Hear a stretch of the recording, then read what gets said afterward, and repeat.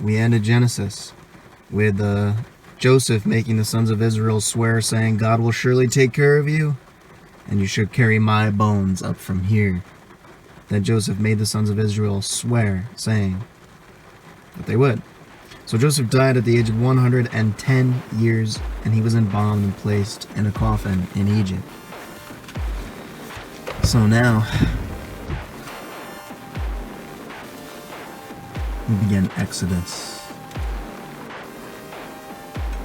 And it's a very short chapter.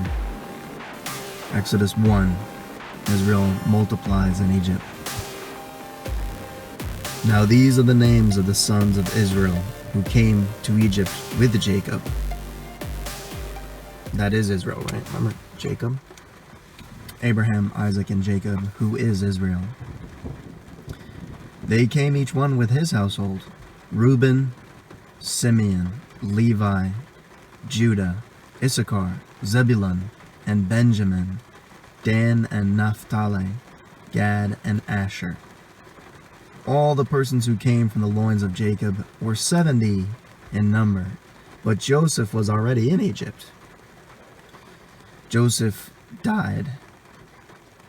He died, and all his brothers, and all that generation. But the sons of Israel were fruitful, and increased greatly, and multiplied, and became exceedingly mighty, so that the land was filled with them.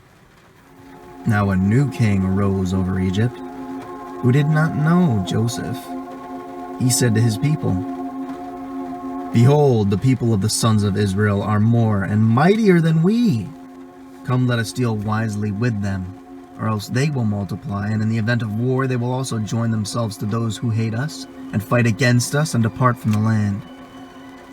So they appointed taskmasters over them, to afflict them with hard labor.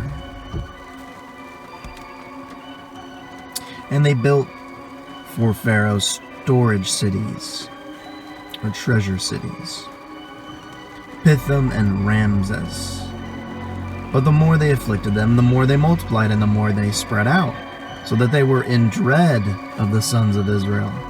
The Egyptians compelled the sons of Israel to labor rigorously. And they made their lives bitter with hard labor and mortar and bricks and all kinds of labor in the field, all their labors with which they rigorously imposed on them. The king of Egypt spoke to the Hebrew midwives, one of whom was Shiphrah, and the other who was named Puah. And he said, When you are helping the Hebrew women to give birth and see them upon the birth stool, if it be a son, then you shall put him to death. But if it a daughter, then she shall live. But the midwives feared God, and did not do as the king of Egypt had commanded them, but let the boys live. So the king of Egypt called for the midwives and said to them, Why have you done this thing and let the boys live? The midwives said to Pharaoh, Because the Hebrew women are not as the Egyptian women, for they are vigorous and give birth before the midwife can get to them. So God was good to the midwives, and the people multiplied and became very mighty, because the midwives feared God. He established households for them.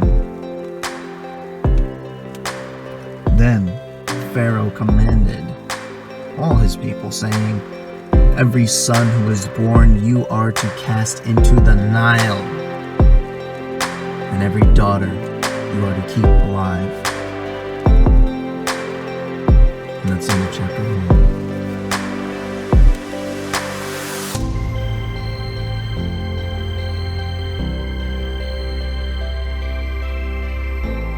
True worshipers shall worship the Father. End of the verse. For such people, the Father seeks to be His worshipers. Verse 24, those who worship Him. It's not where, it's whom. And I think we understand this.